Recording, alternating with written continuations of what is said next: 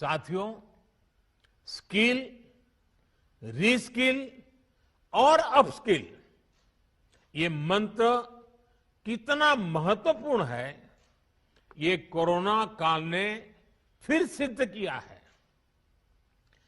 Health sector के लोग skill तो है थे ही, उन्होंने कोरोना से निपटने के लिए बहुत कुछ नया सीखा भी। यानी एक तरह से उन्होंने खुद को रिस्किल किया।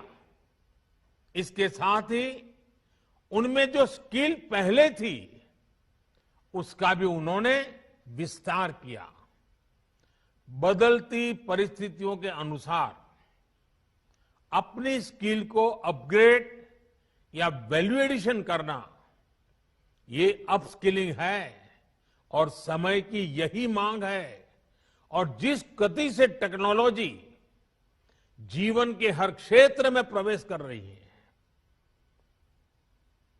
तब लगातार डायनेमिक व्यवस्था अपस्किलिंग की अनिवार्य हो गई है।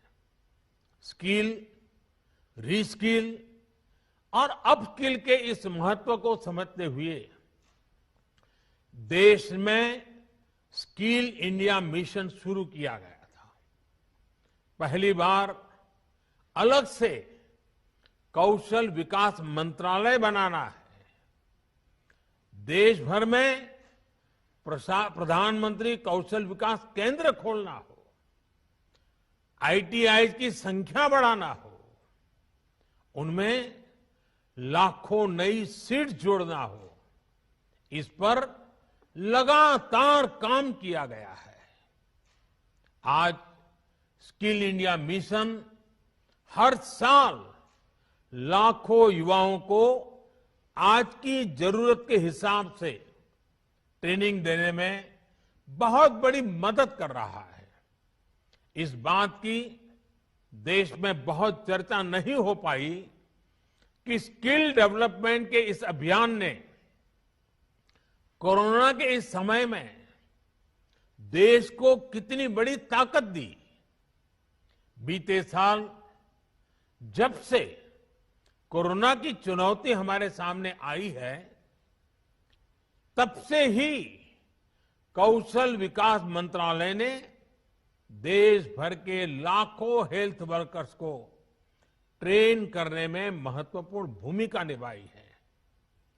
डिमांड ड्रिवन स्किल सेट तैयार करने के लिए जिस भावना के साथ इस मंत्रालय को बनाया गया था, उस पर आज और तेजी से काम हो रहा है।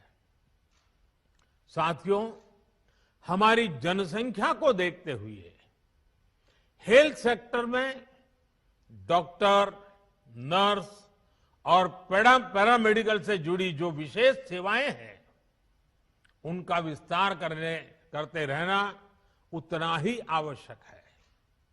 इसे लेकर भी पिछले कुछ वर्षों में एक फोकस अप्रोच के साथ काम किया गया है।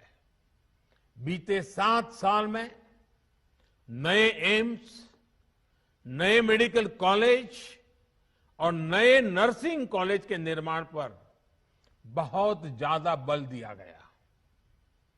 इनमें से अधिकांश ने काम करना शुरू भी कर दिया है। इसी तरह मेडिकल एजुकेशन और इससे जुड़े संस्थानों में रिफॉर्म्स को प्रोत्साहित किया जा रहा है। आज जिस गति से, जिस गंभीरता से हेल्थ प्रोफेशनल्स तैयार करने पर काम चल रहा है, वह अभूतपूर्व है।